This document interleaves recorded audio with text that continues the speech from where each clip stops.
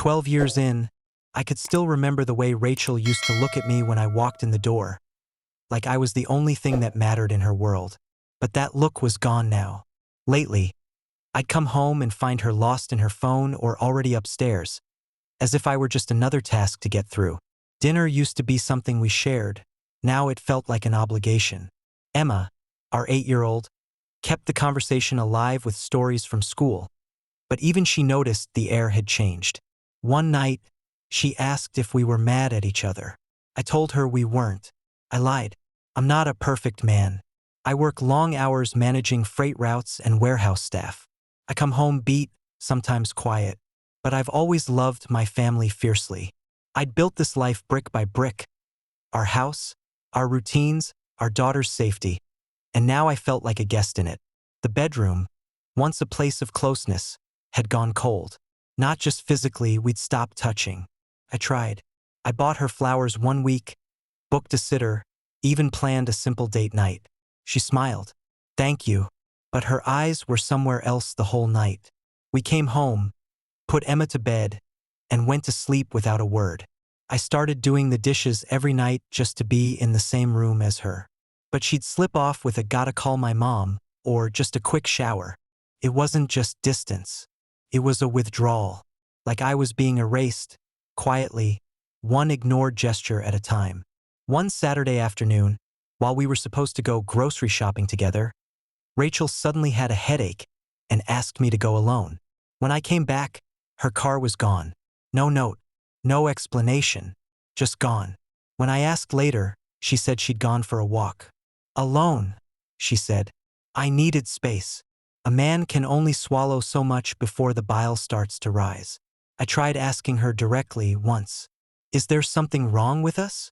I asked, standing in the kitchen as she made coffee. She didn't even stop stirring the cream in. No, Scott, you're imagining things. I'm just tired. Things change.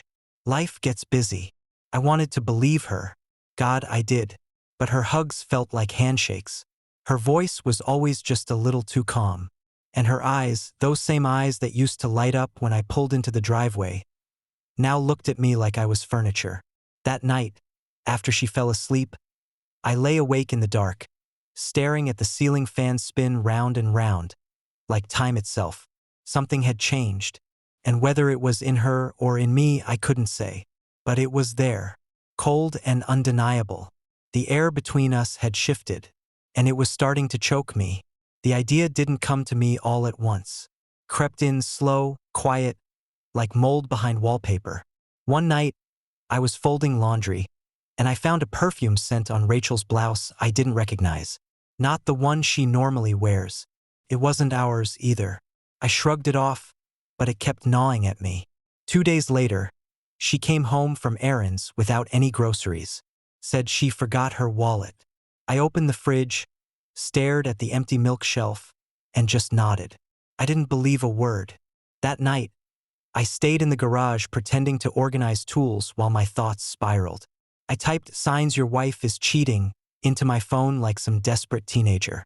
Half the signs were already in my house: emotional distance, secretive phone habits, sudden interest in appearance. I felt like an idiot for not seeing it sooner. She'd started taking longer showers too. 15, 20 minutes. Door locked, and always right after getting home from somewhere she couldn't quite explain. I tested it once. Texted her from the driveway that I'd be home in 5 minutes. When I walked in, she was already upstairs, hair wet, robe on, phone tucked in her pocket. She smiled like nothing was wrong. Said, "You're early." I started keeping a quiet log of her comings and goings. I wasn't proud of it, but I had to know if I was losing my mind or just finally seeing the truth. Every Tuesday and Thursday, she had a yoga class, but the gym app on her phone hadn't been opened in weeks. Her receipts said coffee shops or galleries, places I never knew she liked. Still, I didn't confront her. Not yet. A man like me doesn't throw accusations unless he's got proof. I work in logistics, I know paper trails and schedules better than most. But love clouds logic, and I didn't want to be wrong or right. Either answer would hurt. I started watching her phone habits. She used to leave it on the counter, face up, open. Now, it was always screened down, password protected, and practically glued to her hand. She laughed at messages I couldn't see, smiled to herself, and looked at me like I was the interruption. One Friday evening, I waited for her to leave on another yoga night. After she pulled out of the driveway, I went back inside and set up an old nanny cam we'd used when Emma was a baby. Tucked it behind the bookshelf, aimed it at the front door and hallway. I told myself it was insurance, just in case. I didn't even know what I was looking for anymore. A strange man? Pattern? An excuse? 3 days passed. Nothing. On the fourth day, I watched the footage while eating leftover spaghetti. At 7:03 p.m., the door opened. Rachel stepped in, phone to her ear, laughing. She said, "Yeah, no, Scott's still at the office. I'll call you after I shower." Then she walked out of frame. That was it. No strange men. No passionate embraces. But it hit me harder than anything I'd imagined. She told me she was at yoga that night. I sat there, frozen, staring at her lie. It wasn't definitive proof of an affair. But it was a lie. An unnecessary, careless lie. And the fact that she was comfortable saying it aloud in our home, so casually, as if I didn't exist, that cut deeper than any lipstick-stained collar ever could.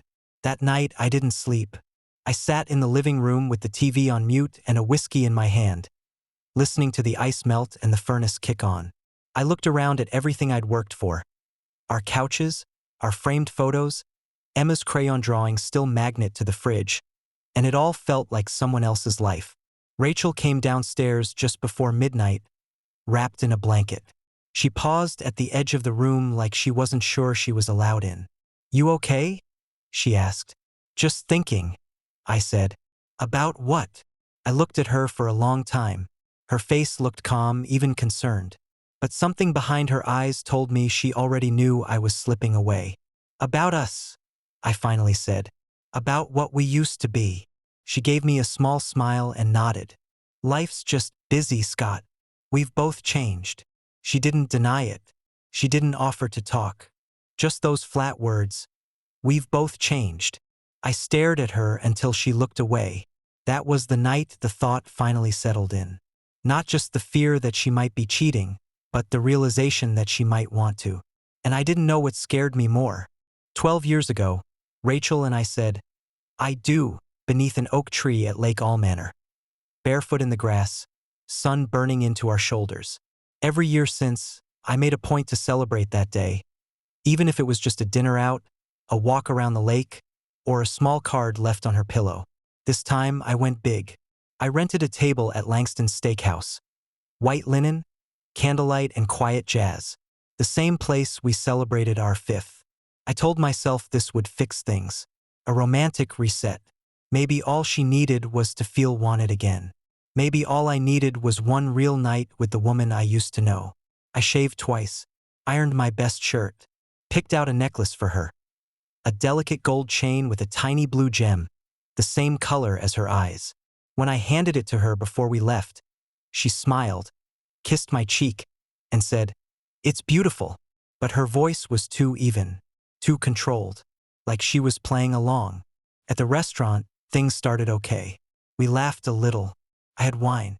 We talked about Emma's school project. I tried to steer the conversation toward us, our old road trips, our anniversary in Tahoe.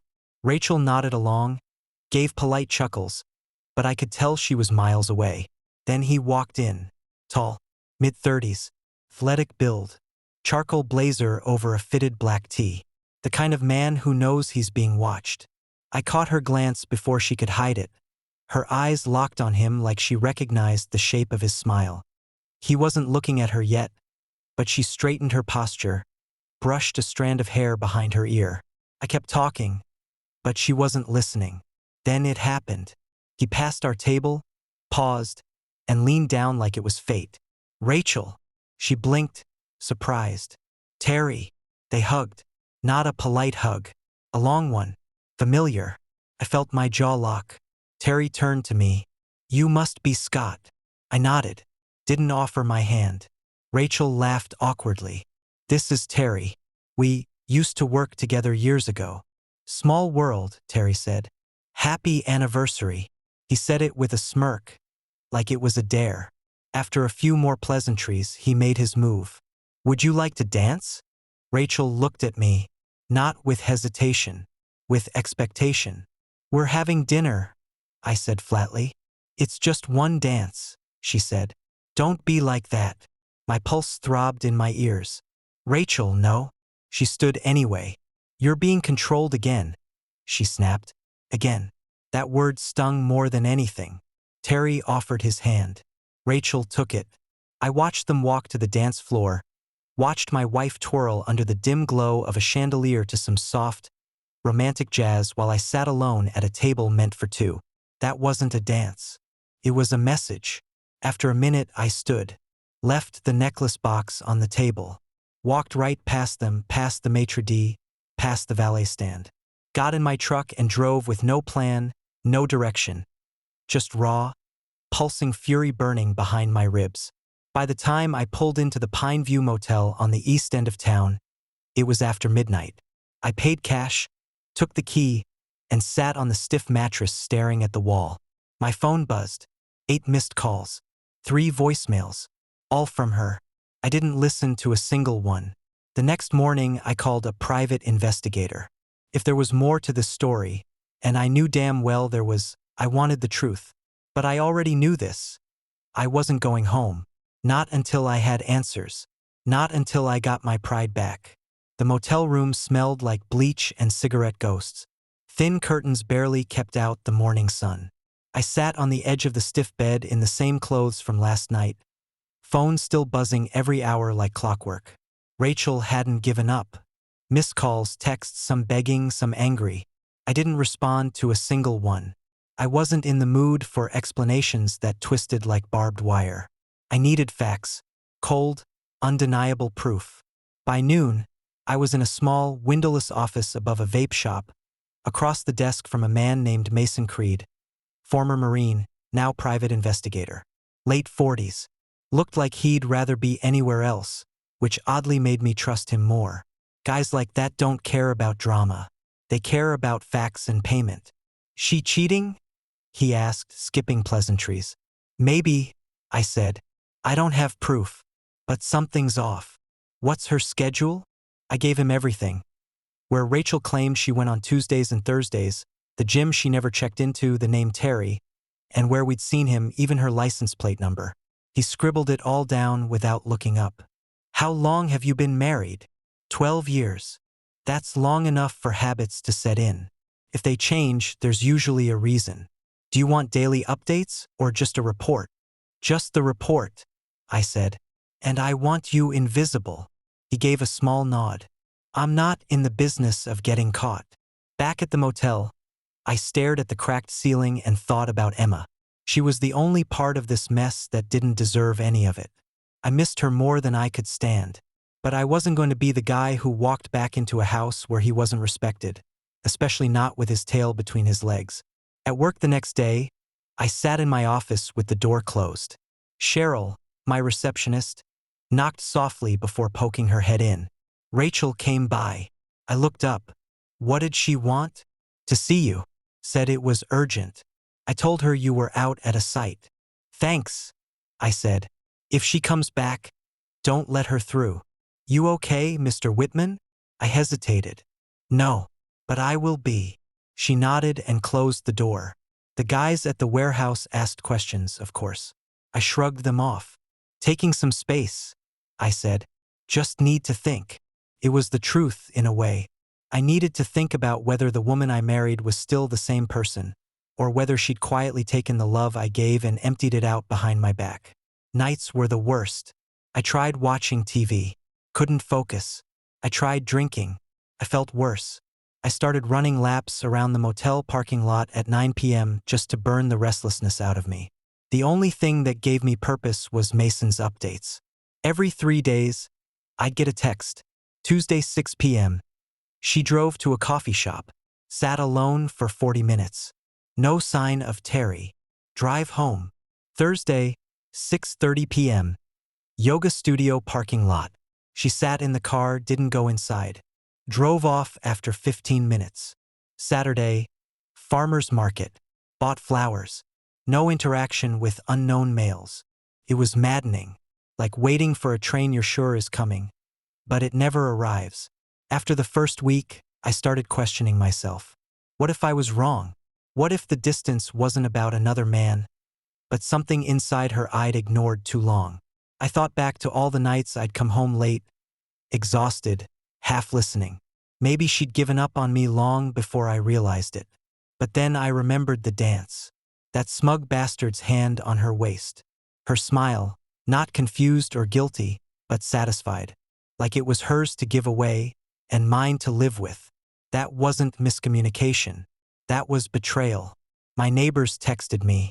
Friends called. Even my brother showed up at the motel. You're really not going back? Not yet. You think she's cheating? I think something died. I just don't know when. 2 weeks in, I stopped caring what anyone else thought. I needed to know for myself, not to fix anything, but to see clearly. And if she was cheating, I wanted to look her in the eye and let her know she didn't break me. That I'd walk away with my name, my pride, and my dignity still intact. When Mason finally called and said, "Report's ready," I felt my stomach turn. Not because I feared the answer, but because I was finally ready to face it. Mason handed me the manila folder like it was just another job, another task on his weekly checklist. But to me, it felt like I was holding the verdict of a trial I didn't even know I'd been dragged into. We sat in the same small office above the vape shop. Fluorescent lights buzzed overhead. Mason leaned back in his chair, arms crossed, expression unreadable. "Read it," he said. I opened the folder. Inside were timestamps, photos, summaries, 2 weeks of surveillance neatly documented. I scanned the pages. Tuesday, 6:15 p.m. Rachel enters the cafe alone. Thursday, 7:02 p.m. Rachel parked outside the yoga studio, remains in the car. Saturday, 9:33 a.m. Rachel at farmer's market, buys sunflowers, speaks only with vendors. Every entry was the same. Rachel alone. Always alone. My eyes narrowed at a page near the end. She never met with Terry? Not once, Mason said. We ran his plate just in case. Belongs to a guy in Davis, no connection to your wife outside of that dinner. No texts, no follow-ups, nothing. I closed the folder. The leather seat creaked under me as I leaned back, the weight of it all pressing down.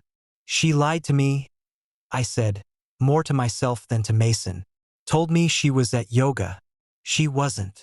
True, he said, but lying doesn't always mean cheating. Sometimes it means hiding something else. I nodded slowly, lips tight. I don't do therapy talk, Mason added, but from what I saw, she wasn't with another man. She just looked lost. Lost. That word hung in the air like dust. I left his office without another word and drove straight back to the motel. Threw the report on the small table and sat in silence for an hour. I should have felt relief. There was no affair, no sex, no sneaking around. But instead, all I felt was hollow. There was no other man, just space between us, a slow drifting, 1,000 little wounds neither of us noticed until they bled us dry. And still, I couldn't let go of that night. The way she danced with him, the look on her face, not guilty, but proud. That wasn't a woman in mourning.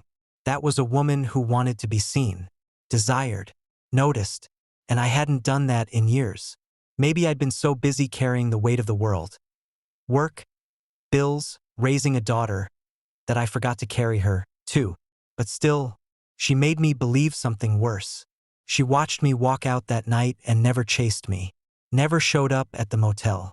Never screamed in the rain like they do in movies. Just voicemails. Just silence.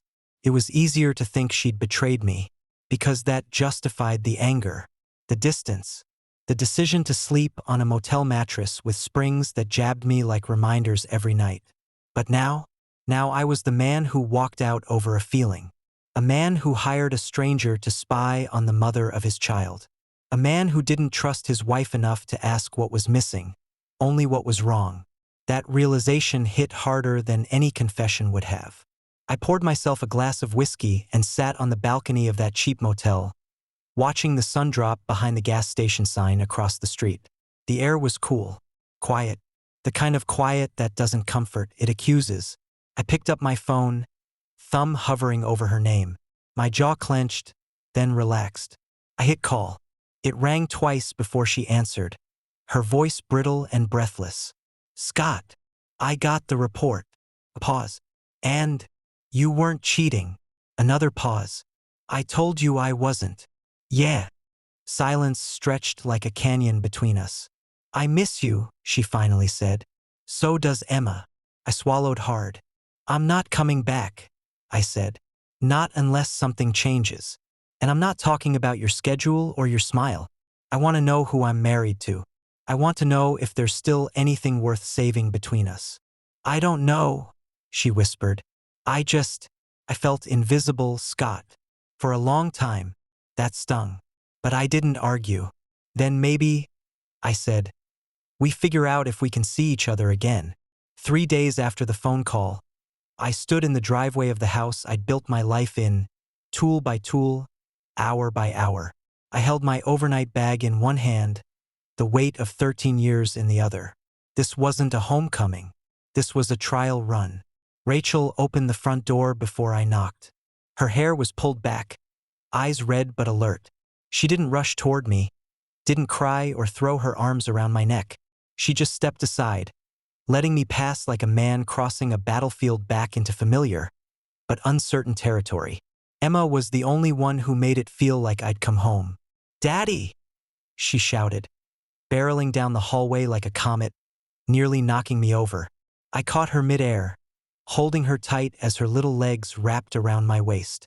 She smelled like strawberries and shampoo, like childhood and safety. "Are you staying forever this time?" she asked. "I'm staying a while," I said. "We'll see how it goes." She didn't understand the weight of those words, but Rachel did. I saw it in the way her smile faltered just slightly at the edges. The house hadn't changed much, but everything inside felt different.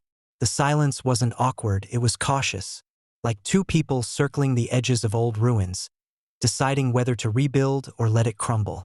Dinner that night was quiet. Emma talked about school and her science project, completely unaware that the very table she sat at was ground zero for a marital Cold War. Rachel served meatloaf, my favorite, and I knew she was trying. That mattered, but it wasn't enough. Later, after Emma had gone to bed, Rachel poured 2 glasses of red wine and sat across from me in the living room. Not next to me, across. "I didn't sleep with him," she said. I nodded. "I know. I don't know why I danced with him. I think I just wanted to feel something.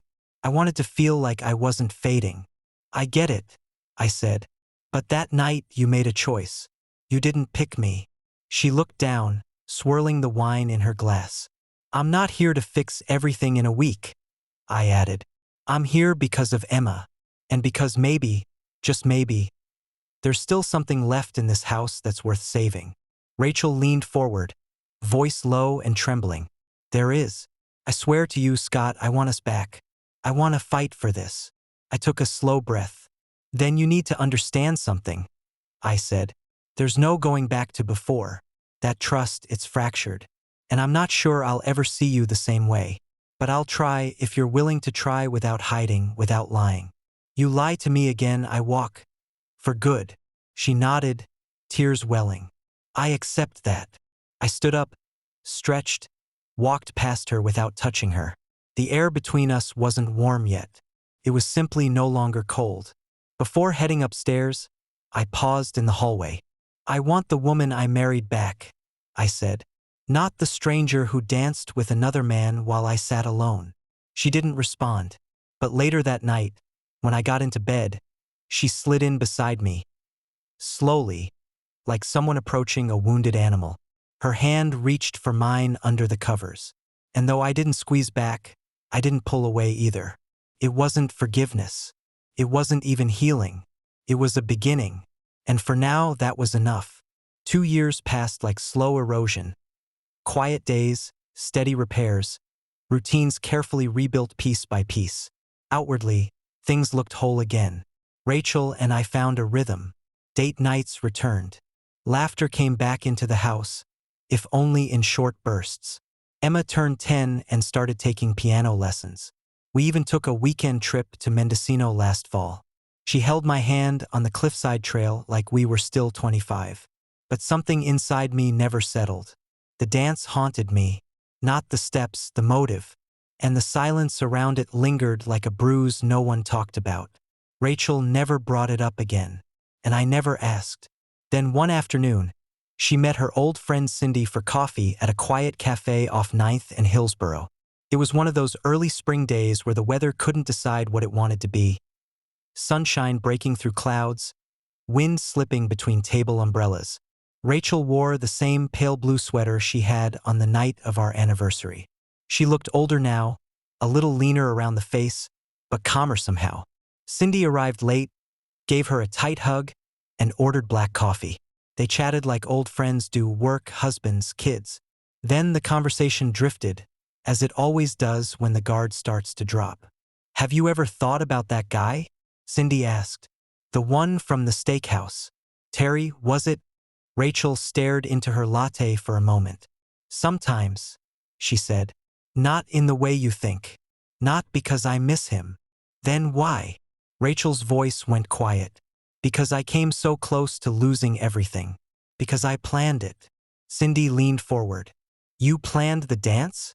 "I knew he might be there," Rachel admitted. "I'd seen on social media he was back in town. I didn't know for sure, but I hoped he'd show up." "Why?" Rachel's jaw clenched. She looked ashamed, but not tearful. "I felt invisible, Cin. Scott was there, but not really there. He'd come home from work, half listen, half function. We hadn't made love in almost 6 weeks, and I was drowning in routine, in the laundry, in homework help, in silence. I didn't want to cheat. I didn't even like Terry that much, but I needed something, tension, proof I still had value." "So, you danced with him?" Rachel nodded. "I wanted Scott to see me again. I thought if he got jealous, if he felt a little threatened, maybe he'd remember what we used to have. But he didn't get angry the way I thought he would. He left.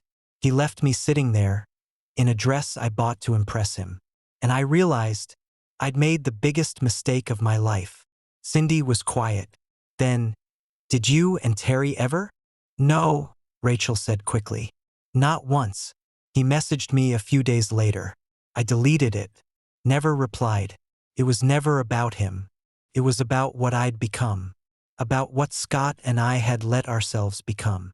Cindy stirred her coffee. "Why haven't you told him?"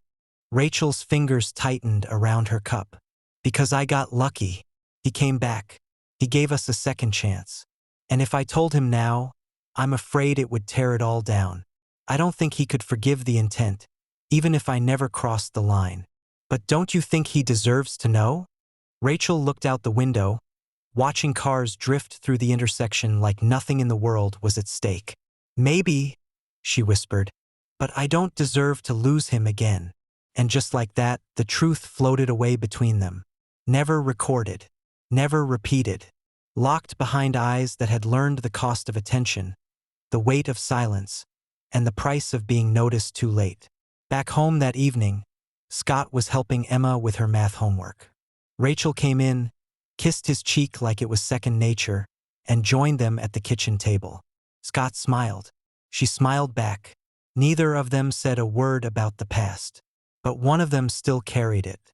Scott Whitman stood in the backyard that Sunday afternoon, raking winter's leftovers off the lawn, while Emma rode circles around the patio on her pink bicycle.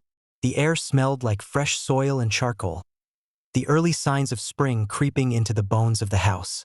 Rachel was in the kitchen, humming along to a Norah Jones song while prepping burgers, the windows open wide. To anyone watching, the Whitmans were whole. Not perfect, but solid. Recovered. Reconnected. But beneath the surface, a quiet truth still lived between the rafters and the floorboards. A truth Scott would never know. He didn't ask about Terry anymore. That night, the dance, the fight, the motel, had become something unspoken between them, filed away like a closed chapter in a long book. Sometimes, Scott still looked at Rachel when she wasn't watching, wondering what that night had really meant. whether it had been innocent, whether there had ever been more. But he never asked. He wasn't sure if he wanted the answer, or if he could handle it. Rachel, for her part, never gave him a reason to dig. Since his return, she'd become more affectionate, more engaged. Their bedroom, once cold and distant, was now full of warmth again. She kissed him often, held his hand while watching TV, asked about his day like she actually cared again. And maybe she did. Maybe guilt had sharpened her clarity. Maybe losing him, almost losing him, had reminded her who she wanted to be. Whatever the reason, she'd changed. But she never told him about the confession to Cindy, about planning to see Terry, about the emotional cliff she'd nearly stepped off, hoping to be caught, either by a new man or by the shock in her husband's face. She kept that part buried. Because what was the point of saying it now? Their lives were good again. Emma was thriving. Scott had recently been promoted at work. They had Friday takeout nights again, movie marathons, road trips to Tahoe. Rachel had even started painting again in the sunroom, something she hadn't done in years. Scott built her new shelves for her canvases. He still had moments, though quiet pauses when he glanced at her across the room, brow slightly furrowed, as if trying to read a book with missing pages. Sometimes he'd ask, "Are you happy?" She always answered, "Yes," and kissed him, and he'd believe her, or pretend to. Rachel would lie awake some nights, watching him sleep, wondering if she should come clean. Just once. Just to let the air between them be honest again. But she always decided against it, because Scott had come back. He had chosen to forgive something he never understood, to rebuild trust on incomplete truths, to believe in the version of events that hurt the least. And that was love in its hardest form. Not naive, not blind, but chosen. So she tucked the truth away, not out of cruelty, but out of protection. Of him, of them, of the life they'd almost lost. And Scott? He lived in that middle space between suspicion and peace, content enough not to ask, strong enough to keep moving forward, and wise enough to know that not every truth brings closure. Some only bring more damage. So he let it go. And in doing so, he saved the family that meant everything to him. Even if a part of him, deep down, always knew, there was still something he didn't know. April rolled in soft and warm, carrying the scent of cut grass, grilled meat, and fresh starts. The trees along the Whitman Street bloomed pink and white, their petals drifting like confetti across windshields and driveways. The long winter, both outside and inside their home, had finally thawed. It was their 14th anniversary. Scott came downstairs to find the house quiet but not empty. A note on the kitchen counter read, "Pack a bag. Bring something casual and something warm. Emma's with Mom. Trust me. R." He set the note down and smiled, cautious, surprised, but smiling nonetheless. An hour later, they were driving up Highway 89 with the windows cracked and classic rock humming low on the radio. Rachel had packed sandwiches, old CDs, and a bottle of wine wrapped in a dish towel. She tapped her fingers on the wheel, relaxed, humming along to a familiar Eagles song. Scott watched her from the passenger seat. She looked peaceful. Sure. They arrived at a small lakeside cabin Rachel had rented for the weekend. It wasn't fancy, just a wood-stained box with a fire pit, a porch swing, and a view of the water that made the world feel quieter. As the sun dipped low, casting gold across the lake's ripples, she pulled out a picnic blanket, some candles, and an old photo album. "Remember this?" she asked, flipping to their wedding photos. Scott looked at the images, his young face full of confidence, her smile wide and effortless. "Feels like another life," he said. "But it's still us," she said. "Just weathered." They toasted with cheap plastic cups and wine that was too warm. They laughed at the photo of Rachel's uncle spilling punches on the cake table. They remembered Emma's first birthday party, their disastrous camping trip, the time Scott broke the bathroom sink trying to install it without directions. And then, after a long pause, Rachel placed her hand over his and said, "I'm glad you came home." Scott nodded. "So am I." They didn't talk about that year apart. Not directly. It lived between them like a scar under a shirt. Always there, no longer raw, but never gone.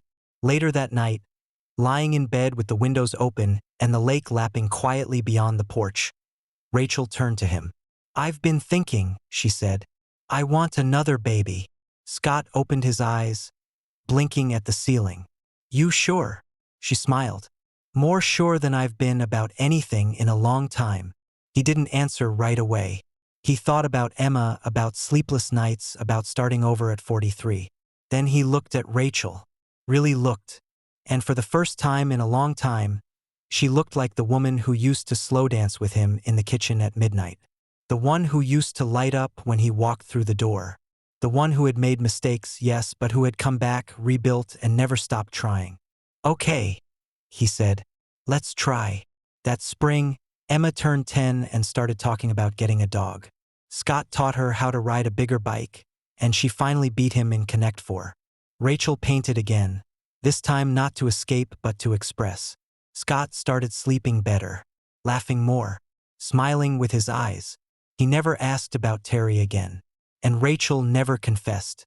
Some truths they'd both decided in their own ways didn't need to be spoken to be understood. What mattered was the life they had now. One that had nearly collapsed under suspicion, silence, and pride, but had held on. Had bent without breaking. Scott knew they'd never go back to what they once were. But in some ways, what they had now, this imperfect, weathered love, was stronger than the fantasy they'd almost let die. And as he watched Rachel chasing Emma around the backyard that May, the soft bump of early pregnancy just beginning to show beneath her sundress, Scott realized something simple but true. They hadn't just survived the storm. They had grown something new from it. Something strong. Something worth keeping. Subscribe and stay one step ahead of cheaters. And trust me, the next story makes this one look like a fairy tale.